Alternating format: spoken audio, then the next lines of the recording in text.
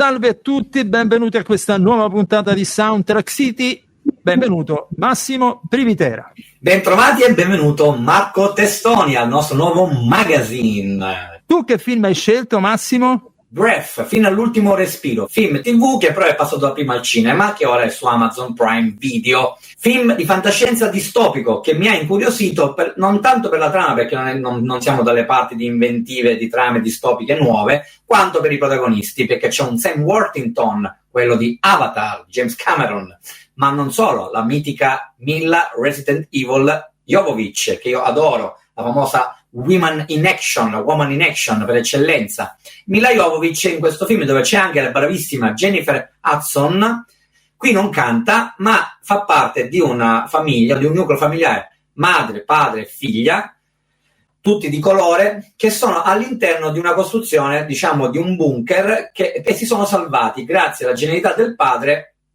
perché sulla Terra non c'è più ossigeno. Loro cercano di vivere, cercano di sopravvivere e soprattutto di ridare la speranza, un po' come c'era in Wall-E della Pixar, di rifar ricrescere la natura, far riprendere il sopravvento alla natura e quindi avere nuovamente piante che diano ossigeno. Non dico altro perché sennò sarebbe uno spoiler continuo, ma la cosa che mi ha poi colpito, ovviamente, visto che parliamo di musica, è proprio la colonna sonora di questa Isabella Janet Florentina Summers, detta conosciuta come Isabella Summers, londinese, classe 1980, musicista, compositrice e produttrice discografica britannica. Allora, una musica parca di note molto essenziali, anche se a un certo punto, con l'uso anche preminente del pianoforte o di alcuni sintetizzatori, lei mette in mezzo dei momenti anche sinfonici abbastanza dissonanti, anche con l'uso di qualche parte corale, che devo dire si affina alla perfezione all'elemento distopico fantascientifico della trama, però la rende quasi anche un momento in cui tu hai quella speranza continua che questa musica ti porti effettivamente a una risoluzione. Non vi dico qual è, e mi è piaciuta questa conduzione proprio, questo crescendo continuo, ma scopro che andando a cercare notizie proprio su di lei, che lei fa parte, la famosa cofondatrice insieme a Florence Welch, del gruppo musicale indie rock dei Florence and the Machine, utilizzati anche da Paolo Sorrentino in, se non mi ricordo male, Youth, la giovinezza. E invece tu non parli di un distopico, ma mi parli di un musical. Che cos'è? Una commedia?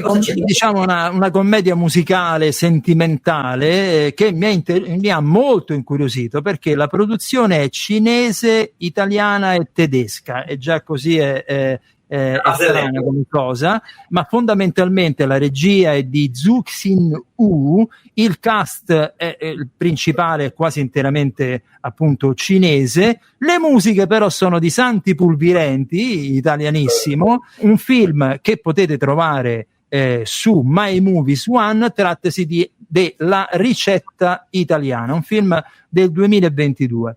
Allora, prima di tutto una confessione. Per una strana sensazione ho voluto vedere questo film perché io sono un appassionato di Bollywood, e dice che c'entra Bollywood con la ricetta italiana, che è un film cinese, italiano, tedesco, sì, ma molto più cinese che europeo, perché ero curioso di vedere come ambientassero musicalmente l'Italia, dal momento che è un film cinese ambientato a Roma, dove si parla di una rock star che cerca di avere successo proprio in Italia, cioè a far sì che Roma diventi il trampolino del suo successo, commedia molto frizzante, incentrato appunto su questa rock star che conosce in Italia una ragazza cinese di cui si innamora, che però fa la cuoca, e quindi c'è questa commistione tra cibo e musica. È un film molto leggero, è una favoletta, niente di che, ma è interessante per capire come veniamo disegnati noi dalla Cina. Noi l'altra volta abbiamo parlato di Nonnas, no? Che è un film dove si percorrono dei cliché i musicali italiani, visti però dagli italoamericani, che quindi ci sono piuttosto vicini. Qui invece La questione è un po' diversa. La musica, che a me personalmente ricorda le atmosfere, che ne so, di Glee, o se no di High School Musical, o se no di Emily in Paris, in qualche modo. Quindi si parla di mondo giovanile. Quindi, dal punto di vista della location si vedono tutte, le location proprio tutte, da Piazza di Spagna al Colosseo, le fanno vedere tutte quante. Citazioni di vacanze romane qua e là, la ragazza che porta in motorino, il ragazzo rockstar, è un po' il contrario di quello che accade su Vacanze Romane, lo porta in Vespa. Addirittura ti voglio dire una cosa, il buon Santi Pulvirenti non solo fa una colonna sonora carina e mai scontata, perché il gioco è quello di una sorta di botta e risposta tra musiche originali scritte da un italiano che deve descrivere l'Italia, ma lo fa in maniera non caricaturale, ecco. Però nello stesso tempo cerca di far sentire quale sono la musica della nostra tradizione, seppur in maniera leggera. E poi da contraltare alla score di Santi Pulvirenti c'è invece la tracklist piena di canzoni di pop cinese, ed è abbastanza stravagante questo tipo di abbinata, ma funzionale.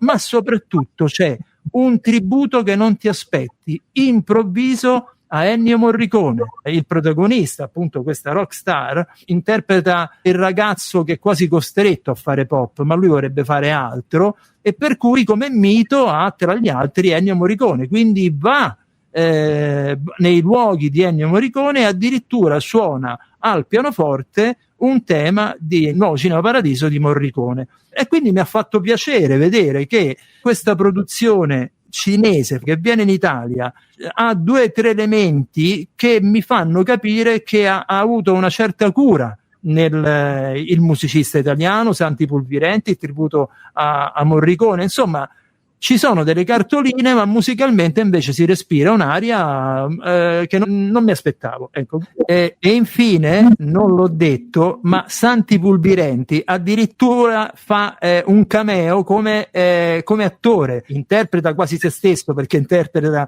un musicista, ma non lo fa neanche male, quindi ha anche delle doti attoriali niente male. Quindi da questo punto di vista, pur restando una favoletta, vi spingo a vedere questo, la ricetta italiana, che trovate su My Movies One, canale che io continuerò a lodare per sempre. Noi non siamo sponsorizzati da My Movies One, ma vi assicuro che è un canale streaming assolutamente di livello. Bene, quindi la ricetta italiana su My Movies One e invece Breath fino all'ultimo respiro su Amazon Prime Video, quindi distopico, commedia musicale. Buona visione a tutti, alla prossima.